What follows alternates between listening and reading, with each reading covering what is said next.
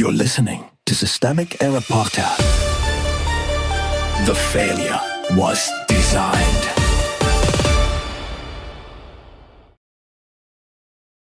The worst obsessions of demented Trump just collided in one sickening post based on an article by John Casey. Trump uses state power to turn identity into a weapon. A presidency built on humiliation. The source story centers on a familiar Trump move. He takes a public institution, strips it of dignity, and uses it to stage his personal grievance.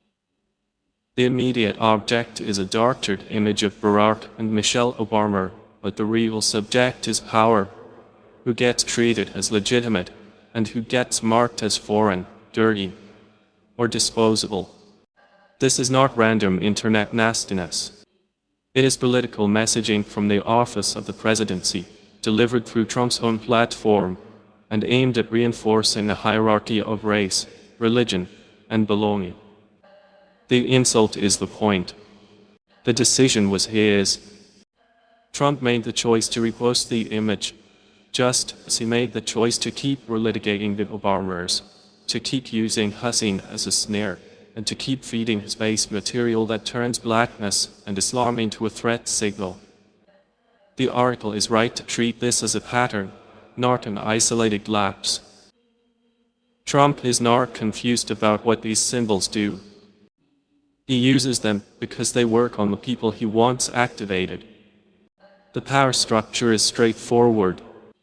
Trump has the institutional authority of the presidency, the media ecosystem of the right, and a loyal audience trained to read content to strength. The Obamas do not have that machinery behind them in this context. They are the target, not the drivers, of the story. Racism with a foreign patron. The hypocrisy is not incidental.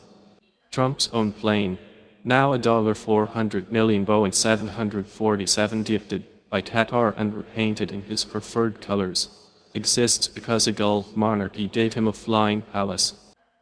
He is perfectly happy to receive luxury from a Muslim, Arabic-speaking state when the transaction flatters him. What he cannot tolerate is Arabic script or Muslim identity appearing near the people he wants to degrade. That tells you exactly how his politics works. Muslim identity is acceptable when it is monetized, gifted upward, or folded into Trump's self-image. It becomes dangerous only when it is attached to people he wants to stigmatize, whether that means the Obamas or schoolchildren in hijabs. The issue is not religion. The issue is domination. Children as political targets. The reposted video of black Muslim kindergarten girls in hijabs is even uglier because it shows the machinery of dehumanization at ground level. These are children. Trump did not merely comment on a school photo.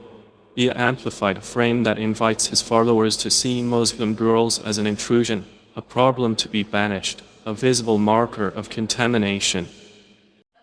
That is where the article is strongest. It refuses the comforting lie that this is just trolling. It is not.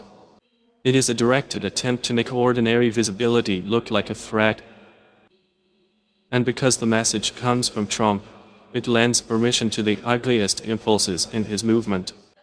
The replies calling for deportation or banning a garment worn by children are not a side effect.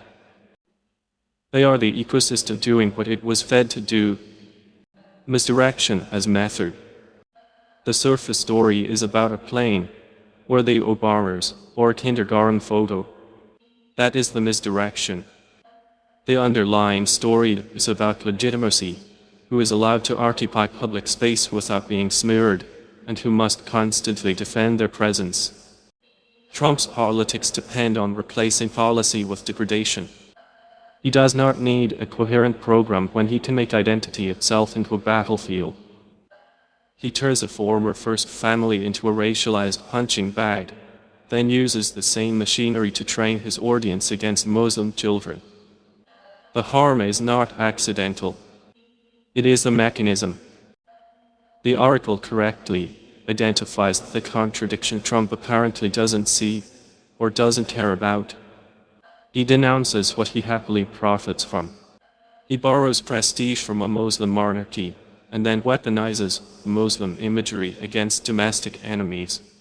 That is not inconsistency. It is the old authoritarian habit of treating outsiders as useful when they serve power and disgusting when they stand in the way of it. The pattern is the message. This story is bigger than Trump's personal vulgarity. It shows how modern authoritarian politics works in practice: symbolic pollution, racial scapegoating, and institutional cowardice wrapped inside spectacle. The office remains powerful even when it is used for degradation. The platform remains powerful even when it is used for propaganda. And the target class remains clear: people whose dignity can be stripped to mobilize someone else's resentment. The lesson is not that Trump is unusually rude. It is that he uses the presidency to define belonging by insult, and to teach his movement that cruelty is a civic style. That is how democratic culture gets corroded from the top down, not by one outrageous post, but by the steady normalization of who may be marked, and who may be treated as less than fully entitled to belong. You've been listening to Systemic Error. Thanks to Roar Story for today's article. With the automated voice of Rizat, thanks for listening.